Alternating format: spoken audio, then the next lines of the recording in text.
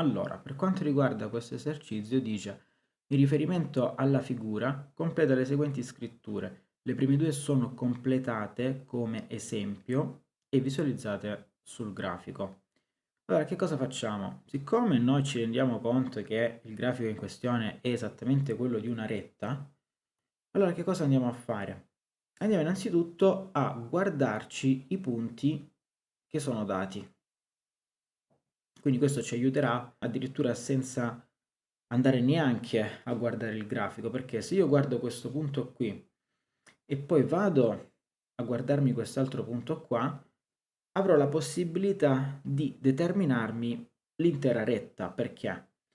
Visto che siamo sicuri che la retta passa per il punto che è di coordinate -1, -5, e questa informazione da cosa mi è data? Mi è data esattamente da questa scrittura qui. Mi dice la funzione per il punto di coordinate x uguale a -1 passa per la y -5. Quindi esattamente mi sta dando questo punto qua. Poi il secondo invece, allo stesso modo, mi dice guarda che dal punto 4 ti ricavi il punto di altezza 5. Allora cosa sta succedendo qua?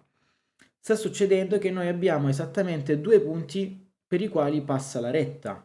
Ah, ma se noi abbiamo due punti per i quali passa la retta, possiamo andare a determinare il coefficiente angolare, perché m a b, il coefficiente angolare di una retta dati due punti, sarà uguale a che cosa? Dobbiamo fare la differenza delle y, quindi y di b meno y di a, fratto la x di b meno la x di a. Quindi che cosa vuol dire? Vuol dire semplicemente che noi dobbiamo andare a sostituire i punti. Le y sono queste qui, quindi se questo lo chiamo punto A e questo lo chiamo punto B, dovrò fare la y del punto B che è data da 5. Poi dobbiamo sottrarre la y del punto A.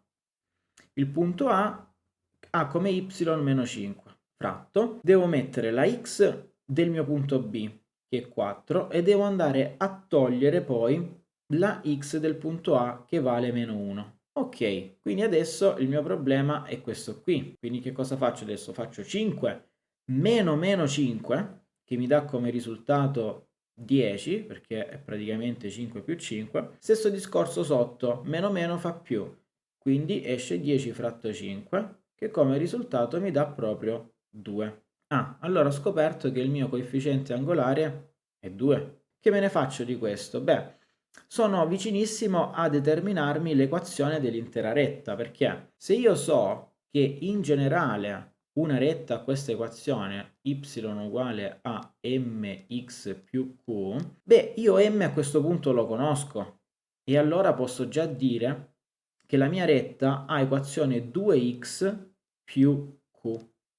Q adesso lo devo andare a determinare. Come faccio a determinare questa Q? Prendo un punto a piacere, quindi tra B oppure A, in questo caso vado a scegliermi ad esempio il punto A, e allora vado a sostituire le coordinate. Quindi mi dice che la y del punto A vale meno 5, la x del punto A vale meno 1, quindi metto 2 che moltiplica meno 1. Ci sommo sempre la Q. Una volta quindi fatta questa sostituzione, quindi sto prendendo il punto A e lo sto buttando dentro l'equazione della mia retta, che cosa succede? Che posso finalmente determinare Q. Quindi difatti, che cosa noto adesso? Che questo qui fa meno 2, se lo porto dall'altra parte fa più 2, quindi avrò 2 meno 5 uguale a Q.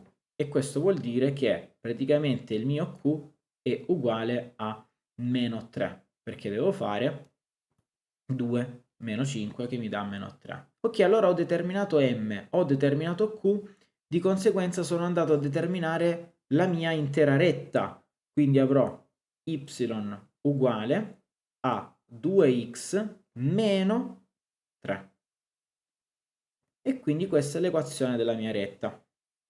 Che me ne faccio di aver trovato l'equazione? Perché adesso con l'equazione posso andare ormai a determinare tutti i punti senza nemmeno dover pensare, perché mi basta adesso applicare una formula. Ad esempio, partiamo col voler determinare, ad esempio, quanto faccia f di 2. Beh, mi basta seguire la formula, quindi che vuol dire che mi basta sostituire 2 e ottengo 2 per 2 meno 3, quindi 2 per 2, 4, 4 meno 3, 1. Quindi immediatamente, semplicemente facendo una sostituzione una volta ricavata la formula, il gioco è fatto, perché se io vado a valutare quindi la f in 2, devo per forza ottenere 1. Vediamo se è vero. Sì, guardiamo il grafico. Questo qui è il punto 2, f di 2 calcolata quindi in 2 mi dà come risultato il punto 1 e quindi questo punto è trovato e questo lo chiamiamo, come sta scritto qui, E. Poi me ne voglio trovare un altro, ad esempio C. Allora devo fare f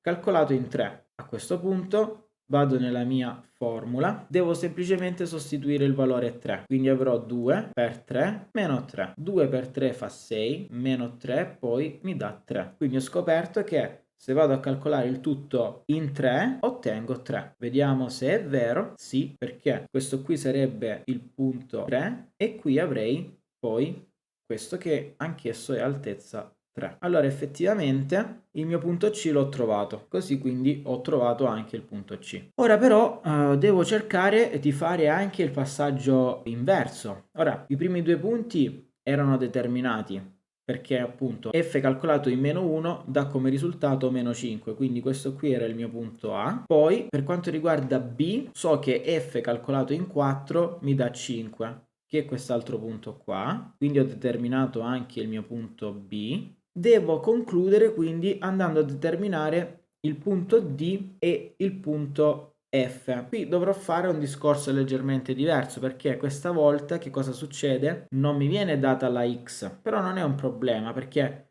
posso andare a sostituire sempre la Y, cioè questa volta so che la Y vale meno 3 e che la Y vale meno 1, sia nel caso D sia nel caso F, quindi devo ragionare al contrario. Quindi che vuol dire? Vuol dire semplicemente prenditi la formula e fatti la formula inversa per poter determinare X in funzione di Y. Quindi adesso io cosa faccio? Siccome il mio obiettivo adesso è trovare la X, devo isolarmi la X in modo che la X rimanga da sola. Quindi il 3 lo porto dall'altra parte, quindi diventa più 3. Quindi avrò 3 più Y uguale a 2x. Quindi semplicemente ho preso questo 3, l'ho portato dall'altra parte, in questo modo cambia il suo segno. Adesso voglio la x, semplicemente che cosa faccio? Divido tutto per 2, quindi lo scrivo qui e di conseguenza ho scoperto che 3 più y diviso 2 deve essere uguale a x. Quindi questa formula qui mi consentirà di poter trovare la x immediatamente. Perché? Vado a guardare adesso i valori che mi servono. Mi serve il valore meno 3, quindi che cosa faccio? Al posto della y